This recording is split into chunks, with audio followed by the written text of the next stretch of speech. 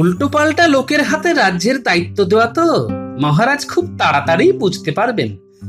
আরে বাবা, আমি না হই একটা ভালো লোককে তো মন্ত্রী করাই যেত। কি হয়েছে বলো তো? তুমি তখন থেকে এদিক ওদিক করছো। চিন্তায় গিন্নি, চিন্তায় রাজ্যের কত বড় সর্বনাশ যে হতে চলেছে কে জানে। কে না কে ভগবান, হবে কিনা মন্ত্রী। এতে তোমার তো রাগারাগির কি আছে?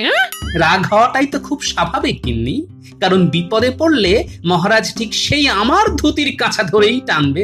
ঠিক আছে, ঠিক আছে, সে যখন যা হবে দেখা যাবে। এখন তুমি চুপচাপ খেতে বসো তো দেখি, আমি খাবার বাড়ছি। বসো।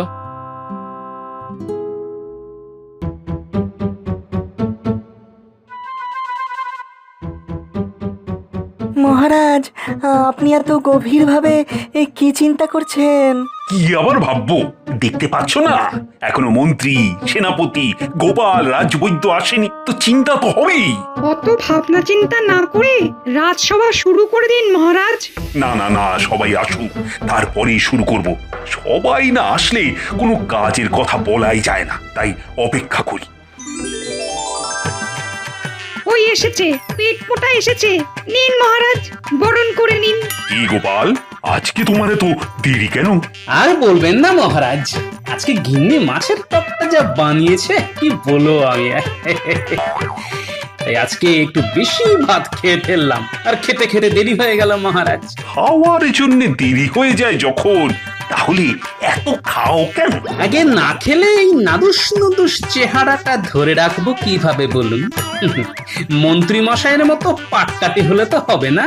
মন্ত্রী নেই বলে তুমি মন্ত্রীর ব্যাপারে যা ইচ্ছে তাই কিন্তু বলতে পারো না। ওই ওই এতক্ষণে সেনাপতির আসার কথা মনে হলো।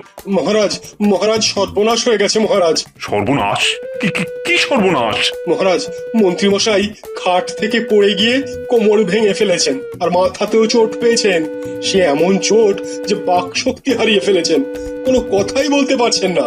হ্যাঁ, খাট থেকে পড়ে কোমর ভাঙা? কি মুশকিল, এ তো মহা সমস্যা হলো। এবার কি হবে? মন্ত্রী ছাড়া রাজসভাটা চলবে কি করে? আচ্ছা, মন্ত্রী মশাইয়ের না হয় কোমর ভেঙেছে, কিন্তু আমাদের বৈদ্য মশাইও তো দেখছি অনুপস্থিত। হ্যাঁ হ্যাঁ, ঠিকই তো। হ্যাঁ, ওদিকে রাজবৈদ্য মশাইও মন্ত্রী মশাইয়ের সেবা যত্নে দিবারাত্রি পড়ে আছেন মহারাজ। উফ, কি বিপদে পড়লাম রে বাবা। বৈদ্য না হয় হলো, কিন্তু এই মন্ত্রী ছাড়া রাজ্য চালাবো কি করে? মহারাজ, আমি বলি কি, আপনি বরং এই আপদ